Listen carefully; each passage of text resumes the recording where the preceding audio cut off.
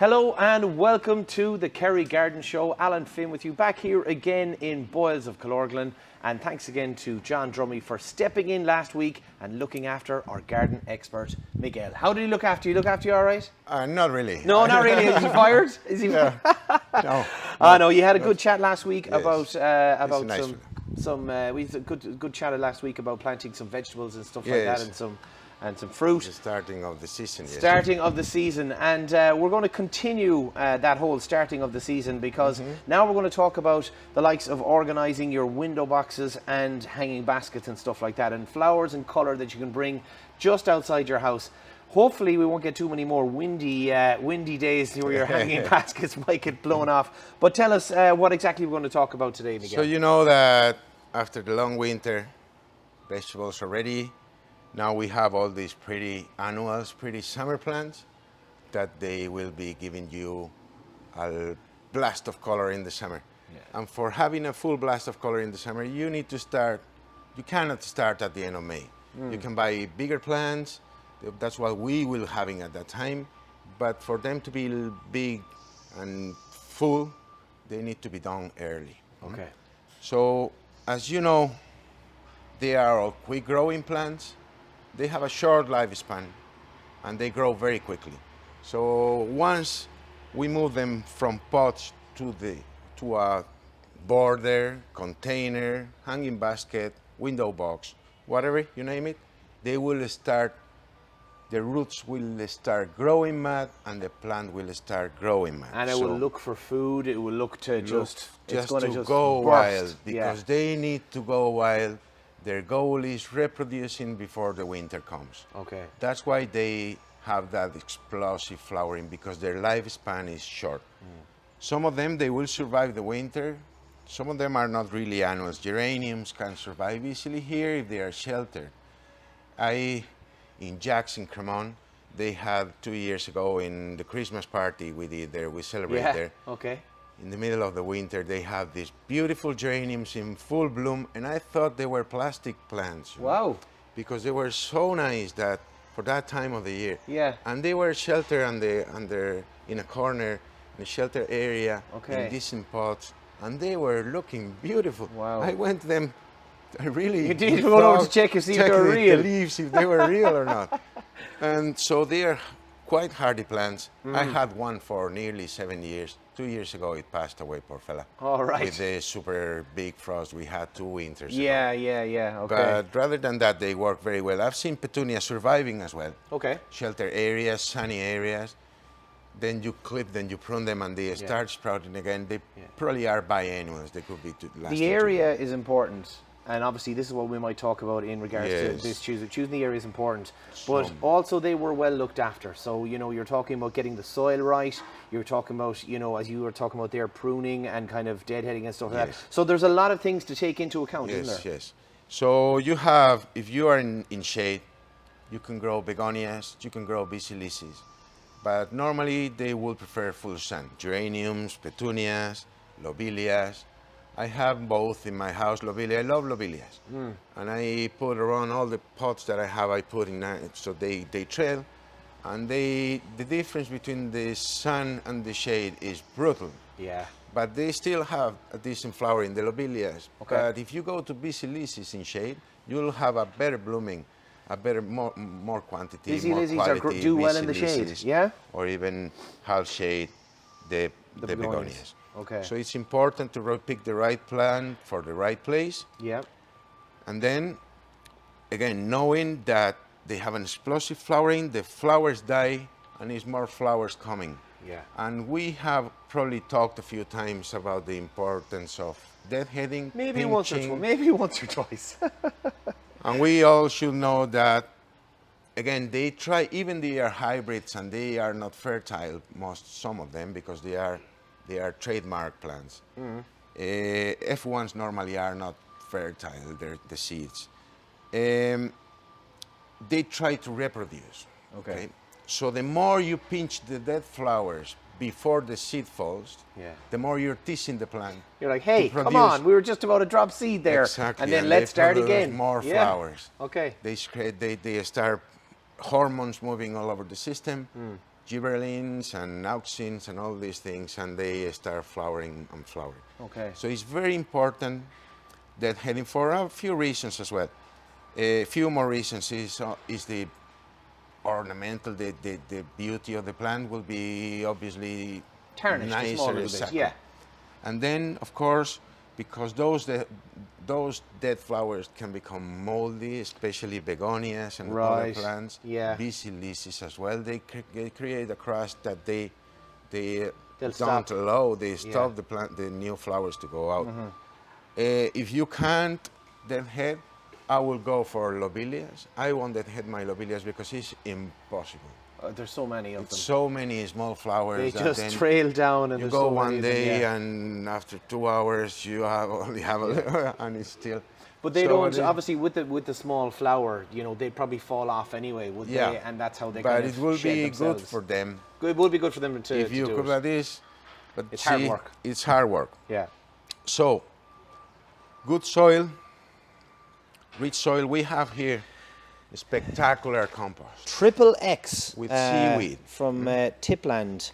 Seaweed enriched compost, and even the bag is very colourful. So Yes, you yes. basically got contains micronutrients and extra magnesium for greener, healthier plants. Now, we've always talked about the balance and getting the right type of nutrients into the right plants. So this one, the magnesium and the extra nutrients is going to be perfect for these. And it has Annuals. a very, very high rate of nitrogen. I use it in my small room where I grow the lettuces, and I'm going to stop using it because Okay. it's too rich. Okay, right. It's like a miracle grow in compost. Right, yeah. So that's very good for top dressing trees, for top dressing shrubs, but not probably for a full top for a tree. It will Okay. be too rich. It's not that it's going to hurt, you know, but you can save money in another type of compost for a tree. This is too rich in nutrients, could be even affecting the tree. Right. But it's spectacular for colour, flowers, for for shrubs. fruit, vegetables, for Okay. these kind of things. Yeah. Very rich. It lasts 2-3 months, and you can see the lust of the green of the leaves, the way that is the richness of the compost.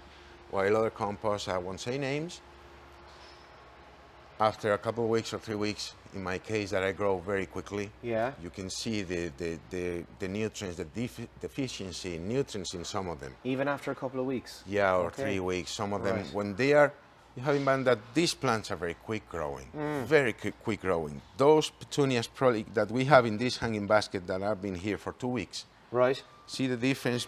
The ones that are in the pots are half or even less size of Yeah. these fellas These are quite because big now. they are free to go. Yeah. So probably the roots of these fellas are touching the ground of the basket already, or nearly touching the ground. Okay. Before they grow under. Under, yeah. So it's very, very important not reusing the compost of last year on your basket or your Okay. window box. If it's a very large pot, you can take part Maybe the top half, the top and refill it. reuse it. Just mix or- it and mix or it up, mix obviously. it Try up and mix or it through, accept- yeah. But that's It's still not ideal. It's still not ideal. Yeah. Baskets, window boxes, small containers, change the compost. Use a good compost. The difference in price is very small.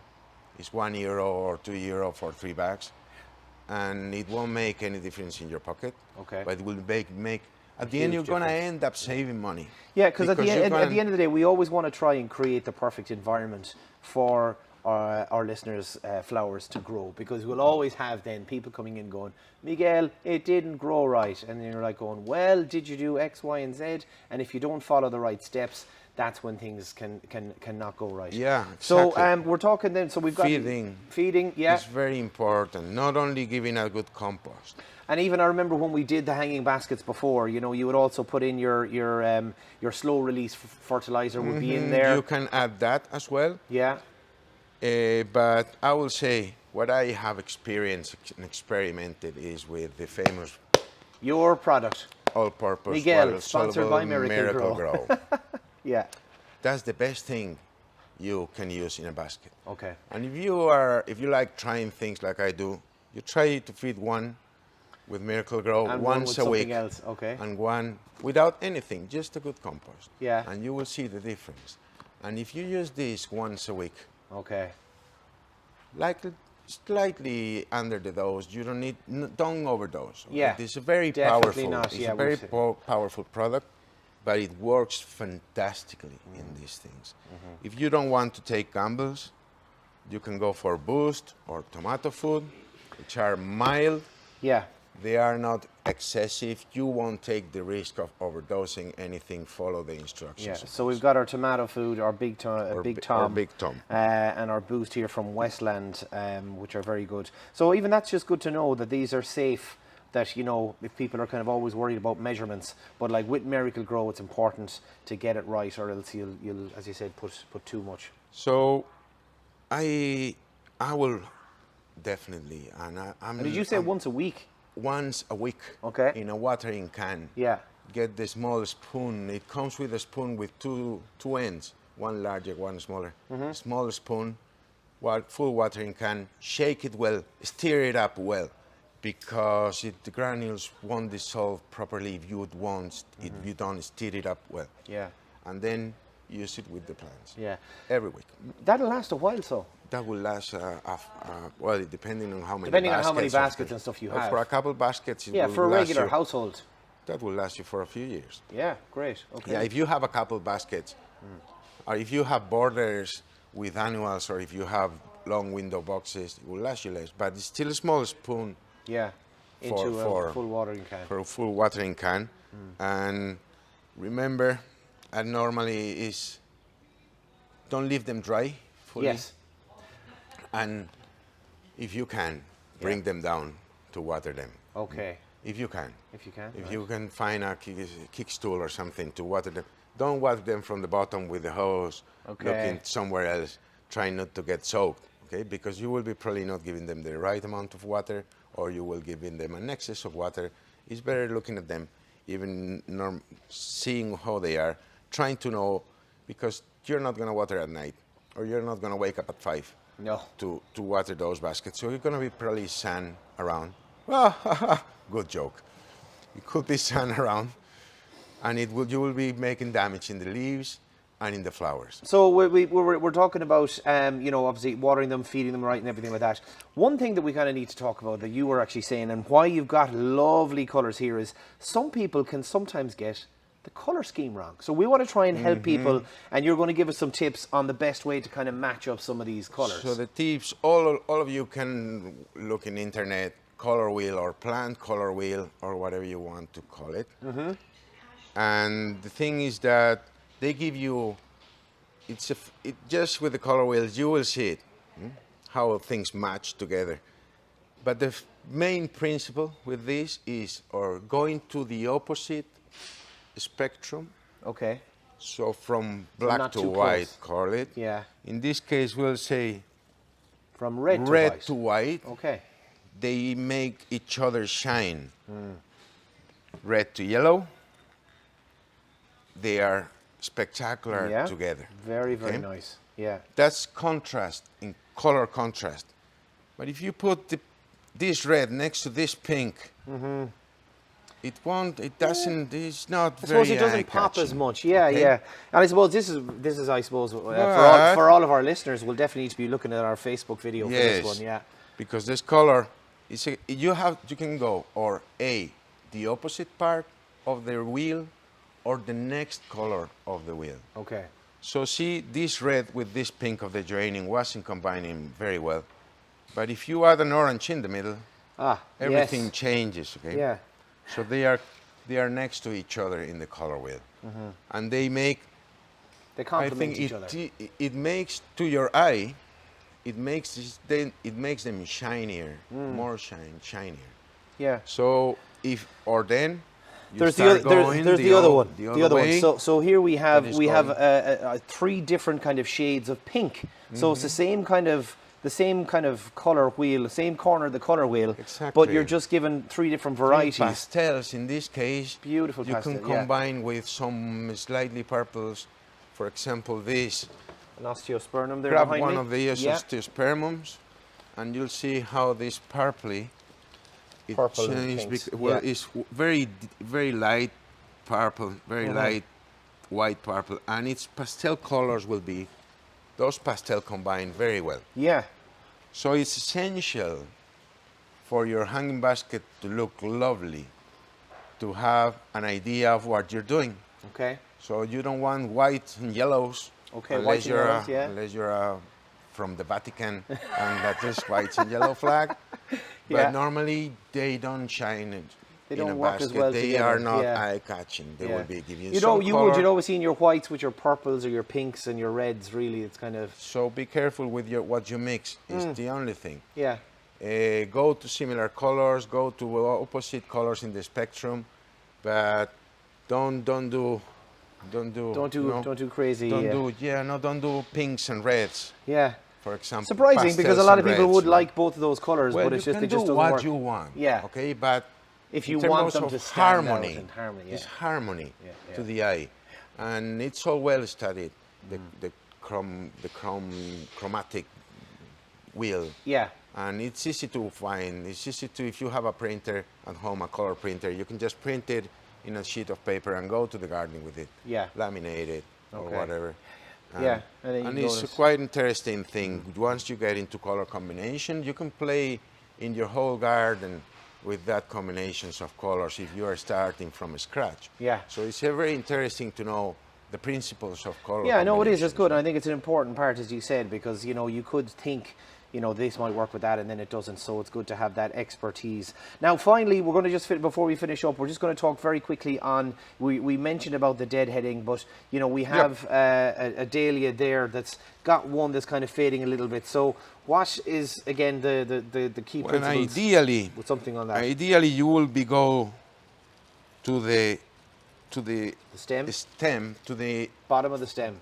to the starting of the start of the flower where the stem starts. Okay, just where it comes through the ground. And just Little bend and twist. little bend and twist and it's gone. Okay. Or you can also go with the snipers if you don't want to harm the plant. I can do it very easily because but you can just go with the secateurs and cut the top of the plant. Okay. In this case. Yeah. Some of them, they will prefer going to down the bottom because, again, they could have problems with fungi or fungus. Fungus, yeah, okay. So just be careful with that. Try to go as low as you can, basically. Okay, excellent, excellent. Right, so listen, that's fantastic. We've got lots of great tips on lots of colour and stuff like that. We also have a little osteospermum as our little plant of the week here as well. Yes. Here in Boyles. Yes. We're going to do an offer for a week. It's $3.95 per plant. Yeah. We're going to do an offer of 4 for 12. All right? Is that all right? Okay, perfect. Did Yeah, I great. say all right? Because I think they're lovely and small, and there's some beautiful colours here. So you know, we have 4 for whites, 12, so oranges. yeah. We have Beautiful. light purple like this. Very nice, actually, if you like pastel colors. Yeah, excellent. So that's here in Boyles of Killorglin. So do make sure you call down into the gang here. And until next time, we hope you get your garden up and running. We hope you get some nice weather for it too. The week ahead is looking good. So happy gardening.